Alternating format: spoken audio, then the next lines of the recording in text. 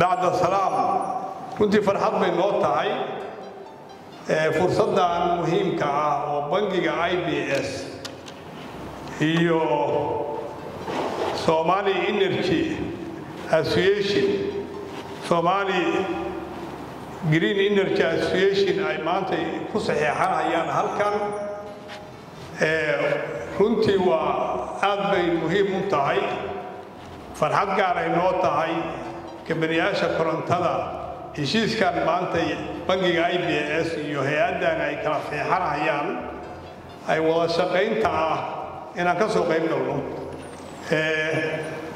runtii waxay siinaysaa dadka Soomaaliyeed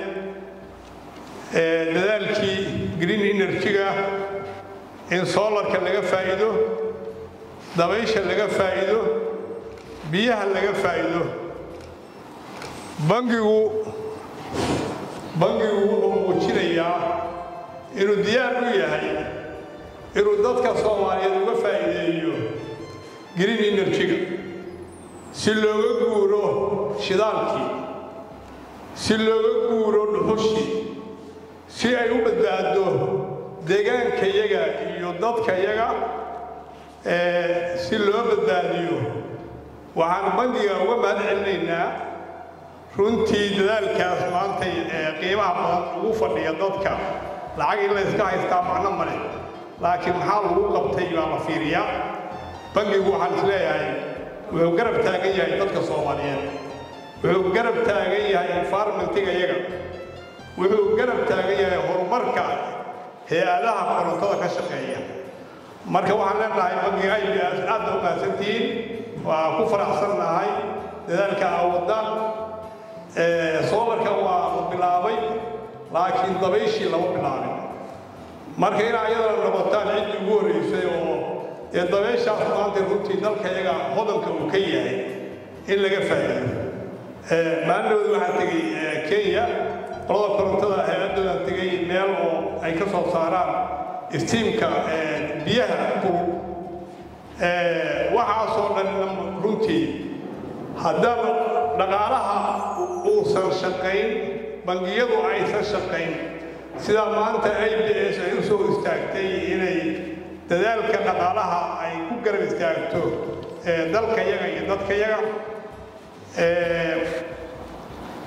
maantay solarka markii la fiiriyo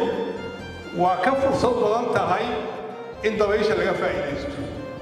dabaysha fursad badan waayo qorraxda iyadu 7-8 saacadood in la isticmaalo laakiin dabayshu 24 hours la isticmaalaya marka bangiga waa ku dhiirigelinaynaa innovation qofkii cidii ugu horeysay oo bilowda 1 megawatt ha ahaatee dalkayaga ka bilowda annaguna waa runtii waa bangiga waa soo dhaweysanaynaa hay'adaha korontada ka shaqeeya gaar ahaan GECO oo ah association-ka dalada keliya ee galmudug ka jirta waxaan u malaynayaa dhowr iyo 20 xarumood oo koronto ayaa ku midaysan oo galmudug ka tirsan dhammaan degmooyinka galmudug baa ku midaysan GECO electric bangiga waxaan leenahay soo dhawo galmudug ka shaqee korontada galmudug inaad nala maalgeliso dadaalkaas maanta Soomaalida u bilowday oo hay'adda association-ka maanta la saxiixatay inaad galmudugna la saxiixataan heshiiskaas waa soo dhaweynaynaa waan ku faraxsanahay aad iyo aad baan u mahadcelinaynaa heshiiskan farxad iyo wanaag baan ku soo dhaweynaynaa waxaan leenahay ii sheeg tallaabooyinkan iyo kuwa lamida dadka Soomaaliyeed ay qaadaan waa muhiim